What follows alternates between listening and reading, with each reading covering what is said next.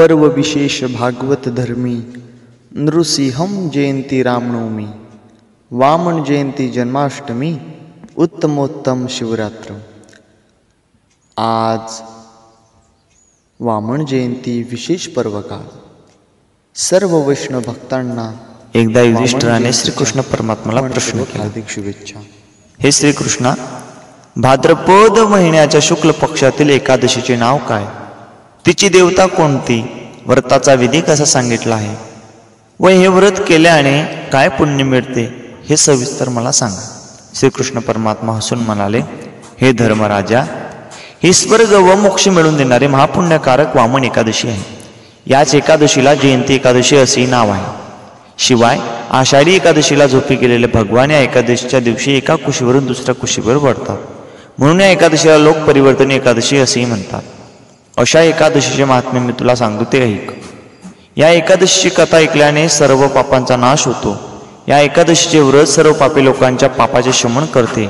ही एकादशी मोक्ष मिळवून देणारी एकादशी आहे, म्हणून ज्याला मोक्षाची इच्छा असेल त्याने हे व्रत केले पाहिजे। माझे भक्त व वैष्णव यांनी तर हे व्रत अवश्य करावे। या एकादशीच्या दिवशी जे वामनाची पूजा करतात ते जणू तिन्ही लोकांची पूजा करतात।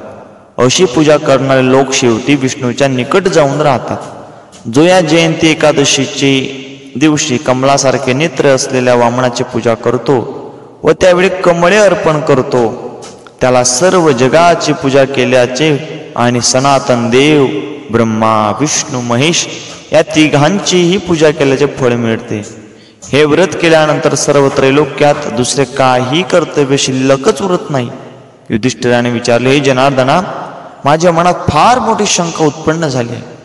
आपण या चातुर्मासात कशासाठी झोपतात आणि या एकादशीच्या दिवशी का म्हणून एका कुशीवरून वळता? आपण तर देवांचे देव आहात, मग बळीला तुम्ही बंधनात कशासाठी टाकले? सर्व सविस्तर सांगून माझी ही शंका आपण दूर करा। नंतर श्रीकृष्ण परमात्मा म्हणाले, राजश्रेष्ठा धर्मराजा, पापाचे हरण करणारी कथा मी तुला सांगतो ती ऐक। पूर्वी त्रेतायुगामध्ये बळी नावाचा दैत्य होता। तो माझी नित्य पूजा करीत असे। तो केवळ मतपरायण असून माझा अनन्य भक्त होता। तो माझ्या नामाचा मंत्र जपत असे आणि विविध प्रकारचे सूत्रे म्हणून माझी भक्ती करत होता। तो ब्राह्मणांचा पूजक होता आणि नित्य यज्ञ कर्म करण्यात त्याने मन घातले होते, परंतु तो इंद्राचा द्वेष करीत असे। मी इंद्राला दिलेला स्वर्गलोक त्याने जिंकला। त्या महात्म्या बलीने हा सर्व भूलोकही जिंकला होता। हे सर्व पाहून सर्व देव एकत्र जमले आणि त्यांनी विचार केला की आपण सर्व नारायणाला शरण जाऊया। नंतर सर्व देव व ऋषी यांच्यासह इंद्र मला शरण आला। त्याने मला शिरसाष्टांग नमस्कार घातला व माझी स्तुती स्तोत्रे म्हटली। गुरुने सर्व देवांसह माझी अनेक प्रकारे पूजा केली। तेव्हा मी देवांसाठी 5वा वामन अवतार धारण केला आणि बटू झालेल्या वामन रूपानेच अतिशय उग्र असे विराट रूप धारण करून बलीला जिंकले। पण तरीही बलीने आपले सत्यवादी पण सोडले नाही। मी पुन्हा ब्रह्मांड रूप घेतले आणि बलीचे सर्वस्व हरण करून ते इंद्राला दिले आणि बलीला पाताळाचे राज्य दिले। युधिष्ठिराने विचारले, देवादिदेवा, आपण वामन रूप धारण करून बलीला कसे जिंकले? मी तुमचा भक्त आहे, म्हणून ही कथा मला आपण सविस्तर सांगा। श्रीकृष्ण परमात्मा म्हणाले, मी कपटाने बटू वामन रूप धारण केले आणि बलीची प्रार्थना केली की मला 3 पावले भूमिदान दे, म्हणजे तू त्रैलोक्याचे दान दिल्याप्रमाणे होईल। यात काही शंका बाळगू नकोस। हे धर्मराजा, मी बलीची अशी प्रार्थना केली तेव्हा त्याने माझ्या हातावर त्रिपाद भूमिदानाचे उदक ठेवले। त्याने दानाचा असा संकल्प केल्याबरोबर माझा देह एकदम मोठा वाढला। माझा पाय पृथ्वीवर राहिला। भुवर लोकावर गुडघे पोचले, स्वर्ग लोकापर्यंत कंबर पोचली, महर लोकापर्यंत पोट पोचले, जन लोकापर्यंत हृदय पोचले, तपोलोकात गळा पोचला, सत्यलोकात मुख पोचले व मस्तक तर त्याच्याही वर गेले।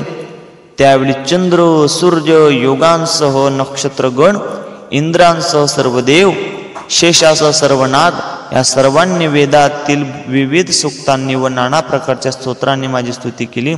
त्यावेळी बलीला हातांनी धरून मी म्हणालो, निष्पाप बली राजा, मी एका पायाने पृथ्वी व्यापली व दुसरा पाय टाकून तुझा स्वर्ग व्यापला. आता भूमिदानातील तिसरा पाय टाकायला मला जागा दाखव.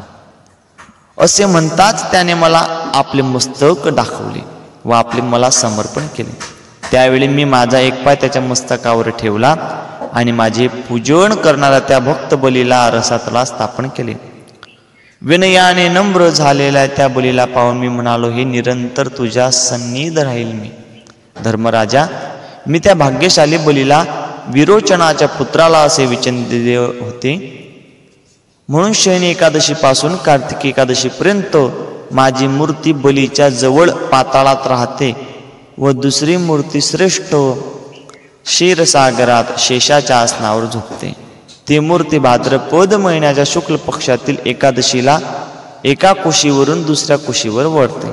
हे राजा, या परिवर्तन एकादशीचे व्रत सर्वांनी प्रयत्न करून केले पाहिजे, कारण ही एकादशी महापुण्यकारक, पवित्र आणि पापांचा नाश करणारी आहे. या एकादशीच्या दिवशी त्रैलोक्याचा पितामह असलेल्या वामनाची पूजा करावी. चांदी, तांदूळ व दही यांचे दान करावे. रात्री जागरण करावे. राजा, हे व्रत केल्याने मनुष्याला मुक्ती मिळते. जयंती एकादशी हे कल्याणकारक, पाप नाहीसे करणारे, भोग व मुक्ती देणारे व्रत जो मनुष्य करतो तो स्वर्ग लोकाला जातो आणि चंद्राप्रमाणे तेजपुंज होऊन शोभतो. सर्व पापे हरण करणारी या एकादशीची कथा जो ऐकतो त्याला 1000 अश्वमेध यज्ञाचे फळ मिळते.